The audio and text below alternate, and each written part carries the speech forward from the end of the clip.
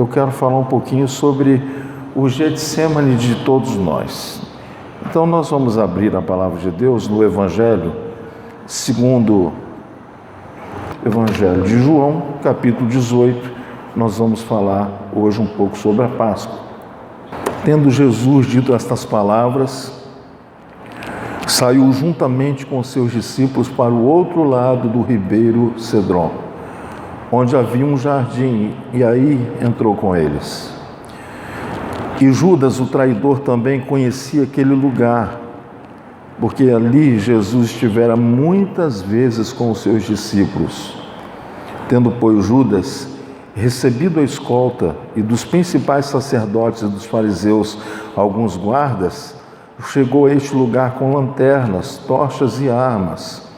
Sabendo, pois, Jesus todas as coisas que sobre ele haviam de vir, adiantou-se e perguntou-lhes: a quem buscais? Responderam-lhe: a Jesus o Nazareno. Então Jesus lhes disse: sou eu. Ora, Judas, o traidor, estava também com eles. E quando, pois, Jesus lhes disse: sou eu, recuaram e caíram por terra. Jesus de novo lhes perguntou: a quem buscais? Responderam: a Jesus o Nazareno. Então lhes disse: já vos declarei que sou eu. Se é a mim, pois, que buscai, deixai ir estes. Meus queridos irmãos, nós estamos entrando na semana onde toda a fé cristã chama de Semana Santa, e é para nós uma Semana Santa. É uma semana em que nós devemos parar e refletir sobre como vai a nossa vida. É uma semana que nós devemos dedicar tempo em meditar na obra da cruz, no plano eterno da salvação. É hora da gente pensar como está a nossa comunhão com Deus. De fato, eu tenho agradado a Deus com a minha vida. É hora de nós pensarmos que maravilha foi para a raça humana o Deus eterno se humilhar numa forma finita, numa forma humana, e vir morar no meio dos homens. Isso é glorioso demais. E agora esse menino Deus que cresceu e que já está perto dos seus 33 anos, ele tem total consciência de que ele estava aqui nesse mundo para cumprir a vontade do Pai. E cumprindo a vontade do Pai, muitas vezes Satanás entrou no caminho dele para impedir que a obra do Pai nele fosse executada. Primeira lição que nós aprendemos com o Senhor Jesus, dentre milhares de lições que a palavra de Deus nos ensina acerca da vinda de Jesus. Que primeira lição: fazer a vontade de Deus não é fácil. Fazer a vontade de Deus é muito difícil. Mas fazer a vontade de Deus não é impossível. Não é fácil, é muito difícil, mas não é impossível. O próprio texto sagrado diz que aquilo que Deus pede para que nós façamos não nos é difícil demais. Ele vai pedir só para a gente mover a pedra. Ele vai pedir só para a gente caminhar mais uma milha, aquilo que é possível para nós. Ele não vai pedir coisa impossível para você. O Senhor Deus nunca vai pedir algo impossível para você. E se Ele te pedir, Ele vai surpreender você. Ele vai estar testando a sua fé. Os irmãos se lembram, esses dias eu falei aqui. Os discípulos falaram: Senhor, já está tarde, despede a multidão. Olha, se tivesse tanto de dinheiro aqui, a gente não poderia alimentar toda essa multidão. E a palavra de Jesus foi dar-lhes voz de comer. O que Jesus estava dizendo? O Senhor esperava que eles fizessem o impossível, já sabendo que a resposta deles seria: não tem como. E quando eu digo a Deus não tem como, em outras palavras eu estou dizendo: Senhor, eu dependo de Ti. eu preciso de Ti. Então o Senhor Jesus tinha total consciência de que o que o aguardava era a cruz.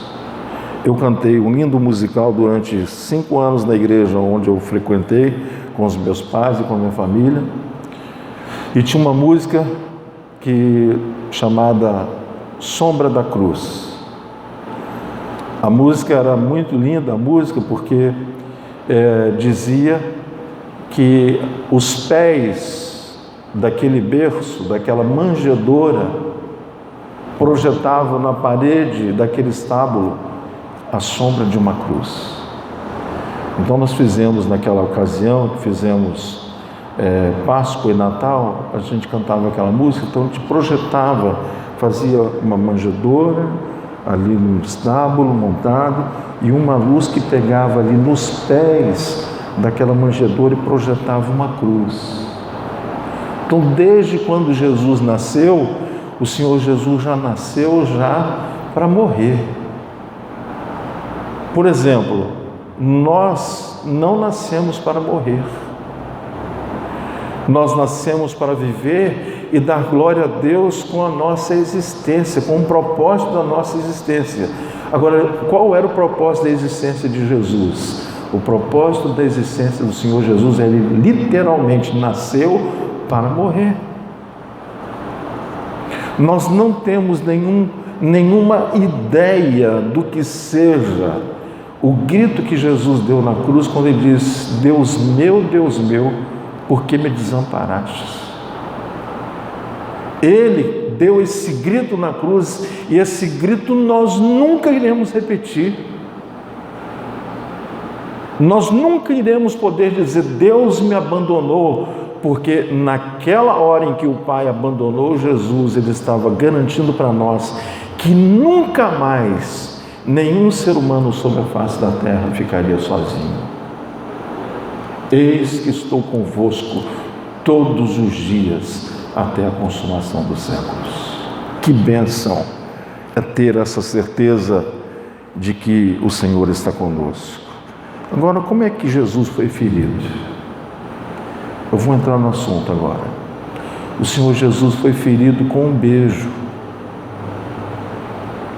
O Mike Tyson subiu no ringue para brigar com o Holyfield, e quando ele viu que o Holyfield, que era mais velho do que ele, estava batendo com força, e ele estava bambeando as pernas, ele abraçou o Holyfield e meteu o dente na orelha. Vocês viram aquilo? Por quê? Porque a perna dele bambeou. Não foi um beijo que o Mike Tyson deu, ele deu uma dentada na orelha do Holyfield. Hoje são amigos, já fizeram reportagem junto, eu dei risada também. E quando a época da maturidade chega, ou você relaxa, ou você vai viver feliz pro resto da vida, né? Mas Jesus foi ferido por um beijo. A palavra de Deus diz, no começo dessa palavra aqui, eu quero ler com você.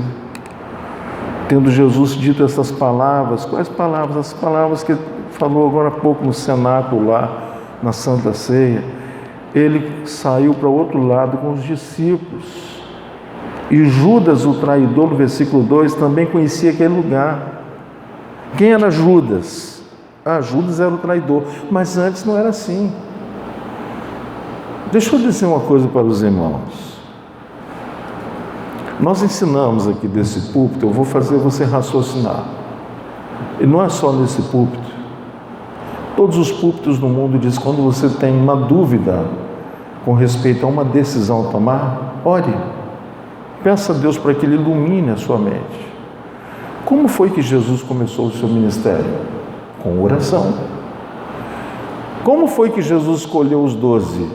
Com oração. Será que Jesus não sabia que Pedro iria negá-lo? Será que Jesus não sabia que Tomé ia duvidar que ele iria ressuscitá-lo? Será que Jesus não sabia que Judas iria traí-lo? Ele orou. E ele escolheu aqueles 12. E dentre os 12 teve um que negou, outro que duvidou e outro que traiu. E o texto nós estamos dizendo que e o Judas, que já conhecia o lugar onde Jesus se reunia com os discípulos, foi lá e trouxe a guarda do sumo sacerdote para prender Jesus. Nós aprendemos uma lição com isso. Servir a Jesus implica corrermos risco por causa dele. Recebi um vídeo agora há pouco e fiquei muito impressionado. Um grupo de ucranianos reunidos, não sei se vocês viram aquilo, mais ou menos uns 20 rapazes, todos com menos de 25 anos de idade, acertando os canhões, as suas armas, e vinha na sua direção um tanque de guerra. Se você não se impressiona e quiser até compartilhar isso com você, mas eu não tenho alegria em compartilhar. Foi chegando perto deles, eles acharam que era um amigo da Ucrânia. Do nada, aquele canhão dá um único disparo. Depois aparece a câmera mostrando o resultado de um único disparo. Todos aqueles rapazes mortos. Todos os rapazes mortos. A Ucrânia emitiu uma nota essa semana dizendo que em seus IMLs constam oficialmente 1.500 corpos, aguardando as suas mães irem buscar. Que dentro da guerra existe uma ética.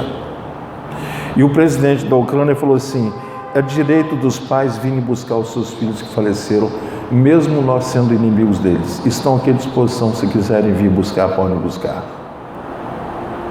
Isso me fez pensar, irmãos, que dor, que dor, que dor. Uma coisa é você perder um filho depois dos 50, 60 anos, que já dói, porque a ordem normal é os filhos nos sepultarem, não o contrário.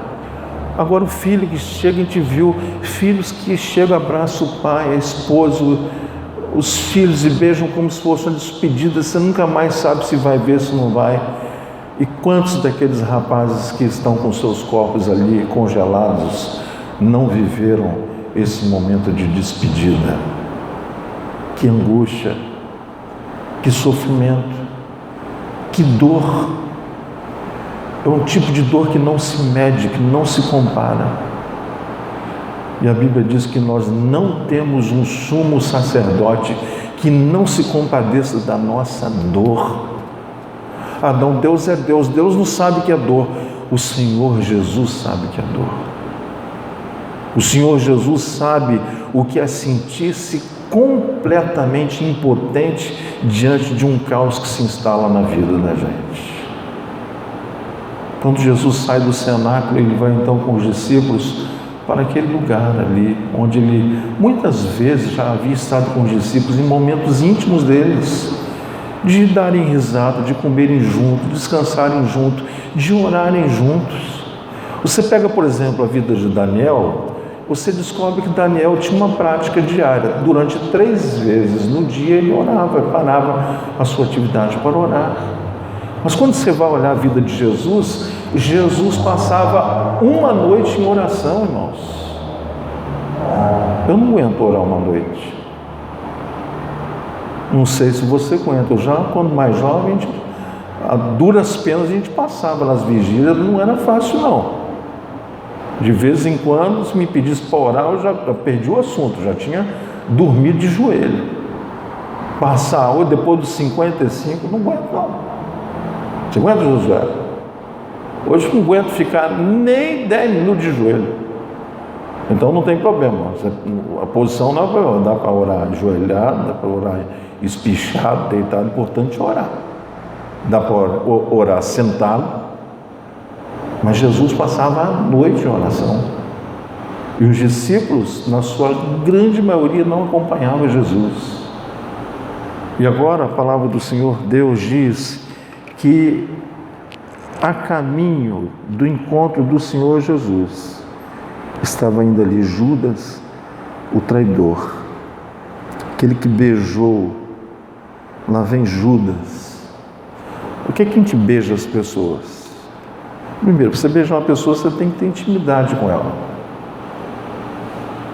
Para você saudar uma pessoa com um beijo, você tem que ter uma proximidade com essa pessoa. Você não vai beijar um estranho. Você não vai chegar, não vai dar um abraço, um beijo em alguém que você não tem intimidade. O que o beijo diz? O beijo é um ato de proximidade. Quando nós examinamos a palavra adoração no original hebraico, ele tem como um dos seus significados beijo. Adorar é beijar. Uma vez que eu adoro a Deus, eu estou beijando a face de Deus. Eu não vou adorar, eu não vou beijar a quem eu não tenho intimidade. Judas vem e fere Jesus com um beijo traidor. Eu fiquei pensando, meus irmãos, o que é pior? Eu tenho ouvido algumas confissões de quem foi traído, traída. É uma dor terrível.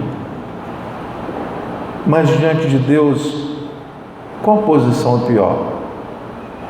A posição de quem sofreu a traição ou a posição de quem traiu? Já pararam para pensar nisso? Diante de Deus, o que é o pior? Aquele que foi traído ou aquele que traiu? Judas beija o seu mestre com um beijo que o fere. Que o Senhor Deus nos livre de estarmos novamente vilipendiando o Senhor Jesus com uma vida que não condiz com a nossa fé. E com isso a gente conclui que melhor é ser traído do que trair. Melhor é você ser traído do que você trair. Judas ficou conhecido na história como traidor. Ficou marcado. Então, como é que Judas ficou marcado na história? Como traidor. Ah, irmãos, que Deus abençoe o nosso nome para que o legado que a gente deixar para as gerações que virão após nós seja um legado de paz e de bem. Esses dias em casa, a Dilma estava lembrando o texto em Provérbios que diz que mais vale o bom nome do que qualquer riqueza do mundo. Mas Judas ficou conhecido como traidor, interesseiro. O negócio do cara era cuidar da bolsa dos discípulos. Ele fazia questão de mexer com dinheiro e Jesus deixava. Então, cuida aí. Vem aquela mulher fazer aquela adoração com Jesus, pega um nardo puro, primeiro ela lava os pés do Senhor com suas lágrimas, seca, enxuga os pés do Senhor com os seus cabelos, ela vai unge o Senhor com nardo puro. E o que acontece? Judas fica queimadinho. Ô Senhor, que absurdo! A gente podia pegar esse dinheiro aí, ó, você dá mais de 200 denários, a gente ia dar isso para os pobres. Hipócrita, fariseu, ele vendeu o seu mestre por muito menos do que isso. Jesus foi vendido por 30 moedas de prata. Será que eu tenho vendido Jesus? Será que você tem vendido o Senhor Jesus? Será que você tem negado o Senhor Jesus? Vamos continuar essa história aqui para a gente ver. Versículo 4. Sabendo, pois, Jesus todas as coisas que sobre ele haviam de vir, adiantou-se e perguntou-lhes: a quem buscais? E responderam-lhe: a Jesus o Nazareno. Então Jesus lhes disse: sou eu. Ora, Judas o traidor estava também com eles, já tinha mudado de lado. Quando, pois, Jesus lhes disse: sou eu, recuaram e caíram por terra. Recuaram e caíram por terra. O que Jesus estava fazendo? Quem de vocês é Jesus? Eu sou. Cai todo mundo. Os caras levantam atordoado, arrumando a roupa, mês 11. Quem é Jesus? Ele de novo se apresenta: sou eu. Meus irmãos, se eu estivesse no meio daquela turba ali que foi buscar Jesus, no primeiro tombo eu já tinha corrido. O homem diz: eu sou, cai todo mundo. O que ele estava fazendo isso? Ele estava mostrando o poder que ele tinha, e que se ele quisesse, ninguém colocaria a mão nele. O que Jesus falou com os discípulos nessa ocasião? Você pega ali os evangelhos. Se eu quisesse, o meu Pai mandaria 12 legiões de anjos e me tiraria daí. Sabe quanto são 12 legiões de anjos? 72 mil anjos. Será que 72 mil anjos faz alguma coisa aqui? O exército de Senaqueribe, numa única noite, 185 mil mortos, um anjo. E 12 mil legiões de anjos, o que eles podem fazer? 72 mil anjos, 12 legiões, o que eles podem fazer? Sou eu, vocês não querem buscar? Podem me prender, mas deixem esses ir. Pedro, ainda não convertido, afoito, arranca da sua espada, mira no pescoço do servo do sumo sacerdote. O servo, esperto, pula para trás, mas perde a orelha. Jesus dá uma palavra para ele: lê nos evangelhos paralelos que eu estou falando. Pedro, mete a tua espada na bainha. Jesus não mandou ele jogar a espada fora, mandou ele guardar a espada.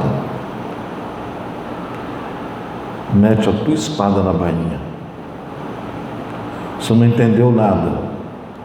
Vocês querem me prender? Eu vou.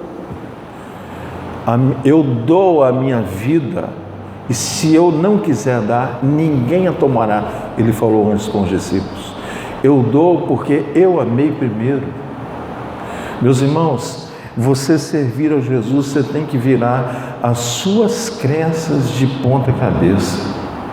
Como é que é o reino do Senhor? Aquele que quiser ser o maior, seja o menor. Aquele que quiser ser exaltado, se humilhe. Aquele que quiser ser reconhecido, seja servo de todos. É assim que é o reino dos céus. Por que até hoje os judeus não reconhecem Jesus como o Senhor? Porque Jesus, que veio 2000 anos para trás, não veio com a pompa que eles esperavam. Eles estão dizendo agora, os rabis, os sábios em Israel estão dizendo que o Messias já está entre nós. Agora, o Messias que eles estão esperando, nós sabemos que não é o Messias, é o Anticristo. Eles já estão dizendo, já está entre nós. Ele já está se comunicando conosco. E logo, logo ele vai botar as unhas de fora, vai instaurar o seu reino aqui e vai botar ordem nessa bagunça toda. Mas quem vai botar ordem não vai ser o Senhor Jesus, vai ser o Anticristo, está escrito. Vou abrir aqui, viu? Hora da propaganda, o comercial, daqui a pouco eu volto para cá. Pedi uma lição que vai pegar fogo. O título da lição é O Fim do Mundo, um que existe mais atual. Vai ser a lição do próximo trimestre, da SOCEP. Já encomendei 25 revistas dos irmãos. Esse assunto vai pegar fogo. O fim do mundo. Aí a gente vai ver tudo quanto existe de particularidade do mundo escatológico. Vai ser muito importante para a vida da nossa igreja. Então, Cristo foi ferido por um beijo.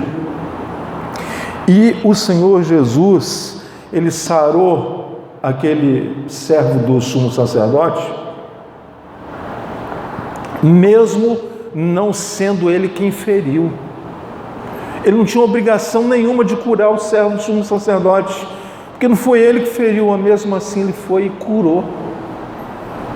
O Senhor Jesus, ele não tem nenhuma obrigação em me libertar, em me salvar, em me abençoar, em me curar, mas o seu amor, a sua bondade que dura para sempre, alcança todo aquele que tem um coração quebrantado. Os irmãos estão entendendo a diferença de quem é o nosso Jesus? Quando é que isso acontece, irmãos? Vou te dar um dever de casa. Dá uma olhada depois nos evangelhos de Mateus, Marcos, Lucas e João. Nós estamos lendo em João. Sabe como foi o encontro de Jesus com essa turma aqui? O que tinha acontecido antes? Eu vou ler com você. Abre Mateus aí, 26. Só para você ter noção do que eu estou falando. Mateus 26, versículo 36. Correndo aqui por causa do tempo. Em seguida foi Jesus com eles a um lugar chamado Getsêmani e disse a seus discípulos: assentai-vos aqui enquanto vou ali orar. Levando consigo a Pedro e os 2 filhos de Zebedeu, ou seja, Tiago e João, começou a entristecer-se e angustiar-se. Segura aí. Eu vou ler um outro texto com você aqui, versículo 30. E tendo cantado um hino, saíram para o Monte das Oliveiras. Olha só, irmãos, como é que você reagiria em participar de uma reunião sabendo que alguém que você trata bem, que participa da sua intimidade, que é alguém que vai trair você logo, ele não demora muito. Como é que você iria tratar essa pessoa? Olha o que nós acabamos de ler. Como é que Jesus, depois que saiu com os discípulos, lavou os pés deles todos, inclusive de Judas, e ainda declara assim: um de vós há de me trair. E eles ficaram: meu Deus, será que sou eu? Será que sou eu? Será que sou eu? O Senhor disse assim: aquele que vai me trair é quem está metendo o pão no molho do prato. Sabe por que os comentaristas dizem a respeito disso? Que todos eles estavam fazendo isso. Não era só Judas. Não era só Judas que estava molhando o pão no molho do prato. Todos eles estavam molhando o pão no molho do prato. Não era só Judas. Mas Jesus sabia que era Judas. E como foi que Jesus reagiu depois que lavou os pés aos discípulos, depois que pregou uma mensagem de misericórdia, de esperança para os discípulos, e sabendo que a cruz o esperava daqui a pouco, que Judas, que se levantou, porque Jesus vira, você pode ler isso nos evangelhos, Jesus vira para Judas e diz assim: o que você tem que fazer, amigo, o que você tem que fazer, faz-o logo. Os discípulos não entenderam nada, eles achavam que Jesus tinha dado alguma ordem lá para eles dar uma saída lá fora e comprar uma Coca-Cola para eles. Eles estavam comendo. Amigo, o que você tem que fazer? Faz logo. E Judas levantou, saiu, ele foi fazer o quê? Foi lá na casa do sumo sacerdote, pegou a guarda do sumo sacerdote e já sei onde o mestre vai estar. Ele gosta de orar nesse horário. E foi lá no encontro, onde era o lugar onde Jesus orava. Agora, como foi que Jesus, sabendo disso tudo, despediu? Está escrito no versículo 30. E tendo cantado um hino, saíram para o Monte das Oliveiras. Quem cantou? Jesus e os discípulos. Como é que você canta louvando a Deus, sabendo que a morte te espera? Esse é o nosso Jesus, amados. Que Jesus maravilhoso nós temos. O nosso amado Salvador e Senhor das nossas almas. Então Jesus saiu para o Getsêmani para orar, sabendo dessa situação toda pela qual ele iria passar. Eu quero que você volte lá no versículo 38. Então lhes disse: a minha alma está profundamente triste até a morte. Mateus 26, 38. Versículo 39.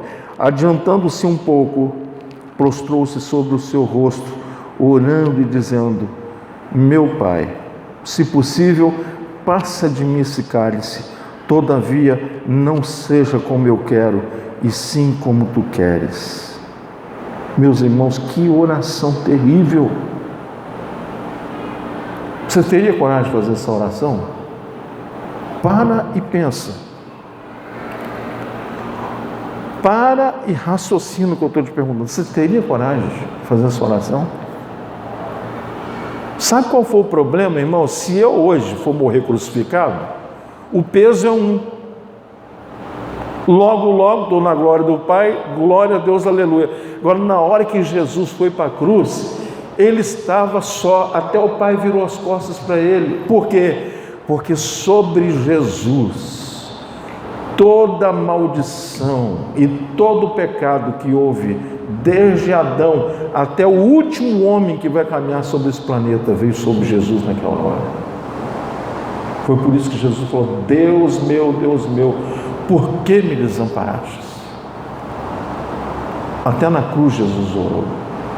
Jesus orou para escolher os discípulos, Jesus orou pelos discípulos, Jesus orou na cruz, e quando nós lemos a carta aos Hebreus, diz que Ele está agora à direita de Deus Pai, fazendo o quê? Orando por mim e por você. Meu Pai, eu morri pelo Moisés, está fazendo tudo errado, mas Pai, que o meu sangue o perdoe. Está intercedendo por mim, intercedendo por você. Se Jesus, sendo Filho de Deus, não quis ser homem, sem a unção de Deus e sem uma vida de oração, será que eu posso viver uma vida sem orar? Não tem como. Jesus não se isolou. Uma lição que a gente aprende aqui. O que ele faz? Agora ele não está com os 12. Ele está com menos. Ele ficou uma turma de 8 pessoas lá embaixo, e ele pega e sobe ele mais 3. Judas já não estava ali, já tinha ido lá fazer o seu ato de traição, foi chamar lá a guarda do sumo sacerdote, e agora Jesus sobe, ele, Pedro, Tiago e João. Isso é uma lição para nós. Quando você estiver passando por problemas, não se isole, busque socorro. Eu tenho um encontro, pelo menos mensal, com o meu pastor. Eu tenho um pastor sobre a minha vida, o pastor Joel. Ele é meu pastor. Quando a coisa está feia para o meu lado, eu corro lá, a gente chora um com o outro, ele ora por mim, abre o meu coração, às vezes chora, e o peso vai embora. Se você se isolar, você morre. O que Jesus fez? Pedro, Tiago, João, por favor, vão comigo. A minha alma está angustiada. Você pega, lê os evangelhos, você vê que a dor de Jesus era tão grande que ele começa a suar sangue. Não é um troço normal.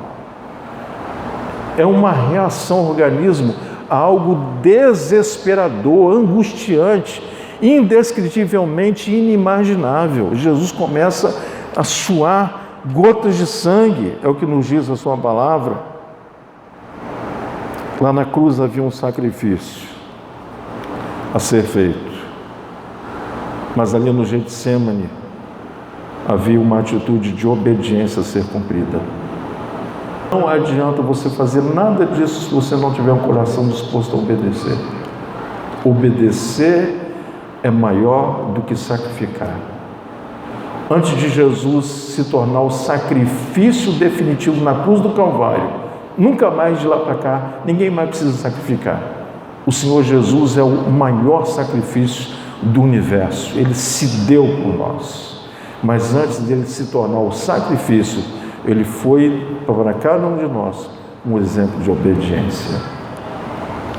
Nós precisamos copiar. Pai, se for possível, passa de mim esse cálice, todavia seja feita a tua vontade. Melhor obedecer do que sacrificar. Antes do sacrifício vem a obediência. Terceira coisa que o Senhor fez, ele derramou sua alma diante de Deus. Nós precisamos fazer isso. Estava falando agora há pouco com o irmão Higino ali no gabinete, da importância dos nossos momentos a sós com Deus. Quando não tem ninguém a nos espreitar, quando a gente pode derramar nossa alma diante de Deus e chorar, até reclamar, a gente pode reclamar com Deus. Moisés foi ousado na sua oração: Senhor, se o Senhor não for no meio de nós, não manda anjo não.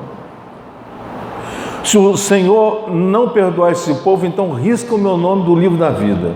Que ousadia, hein? Abraão com Deus: ô Senhor, e se lá tiver 50? E se lá tiver 40? 30, 20, 10? Senhor, por favor, não se irrite. Meus irmãos, Deus, Ele tem prazer que a gente tenha comunhão com Ele. Então, orar é uma extrema necessidade, tem que orar. Tem que estar difícil, ora. Você não está conseguindo com os meios naturais, vai para os meios sobrenaturais. Ore, derrama sua alma diante de Deus. Fala com Deus, como é que você está se sentindo? Jesus fez isso. Pai, está difícil. Pai, esse cálice é terrível. Se for possível, passe ele, mas se não tiver, seja feita a tua vontade. O que Jesus estava dizendo? Está difícil. Isso é muito difícil, o Senhor está me pedindo, mas eu quero fazer a tua vontade. Quando nós nos preocupamos em fazer a vontade de Deus, nós estamos nada mais, nada menos do que glorificando a Deus. Mas o que eu vejo de mais importante é que lá no Getsemane, você sabe o que significa Getsemane? Lugar da prensa. Ali no Monte das Oliveiras, muita azeitona, muito azeite. Tinha o lugar da prensa. O lugar da prensa chamava-se Getsemane. Era o jardim da prensa. Para nós, o jardim do Getsemane. O que se fazia ali? Recolhia-se as azeitonas, levava para aquela prensa, onde debaixo de muita pressão era extraído o azeite. Getsemane, todos nós temos um Getsemane na vida, todos nós. Todos nós em algum momento vamos passar por um aperto. Quando Deus nos aperta, Ele quer tirar um bom azeite de nós, Ele quer nos encher com o seu Espírito Santo. Ele quer nos encher com o seu poder, Ele quer nos tornar mais maleáveis, mais obedientes, mais ensináveis. É por isso que, vez por outra, nós vamos passar por algum Getsemane. Mas você sabe como é que eu vou encerrar essa palavra? Foi no Getsemane que Jesus chamou a Deus de meu Pai. No Getsemane eu tenho o meu Pai. No seu Getsemane você tem o seu Pai. A coisa está difícil, Ele é seu Pai. Abre o coração com Ele, chora com Ele, se derrama com Ele. E você sabe o que termina aqui dizendo? Nos textos paralelos, que naquela hora, quando Pedro, Tiago e João não suportaram a prensa, o lugar de ser exprimido sob a pressão, quando eles não puderam consolar o seu mestre, pode ler o que eu estou falando, um ser angelical desceu para consolar Jesus. É no lugar da prensa, é no lugar da dor, da angústia, que Deus, o nosso Pai, envia seres angelicais para nos consolar. Recline na sua cabeça, nós vamos orar, depois vamos consagrar a Deus o nosso dízimo e a nossa oferta ao Senhor. Bendito seja o teu nome, porque o Senhor permite que a gente passe pelos Getsêmanes da vida, mas hoje o Senhor não nos deixa sozinhos, porque Jesus já ficou sozinho, para que nunca mais ficássemos sozinhos, Pai.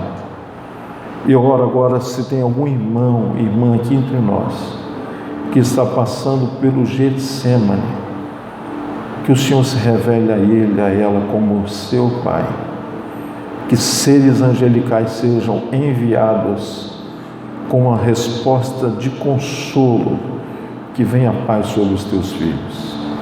E nessa semana onde comemoramos a Páscoa do Senhor, nós queremos trazer glória ao teu santo nome com a nossa vida. Por isso, perdoa os nossos pecados, ajuda-nos em nossas dificuldades. Continua, Senhor Deus, com a tua mão estendida sobre os lares aqui da igreja, guardando os teus filhos, renovando a esperança, trazendo de volta para o teu aprisco aqueles filhos que estão afastados, marido afastado, esposa afastada, para que voltem para a casa do Pai. Assim eu abençoo os meus irmãos e rogo que a tua bênção esteja sobre a vida financeira de cada irmão aqui nessa hora.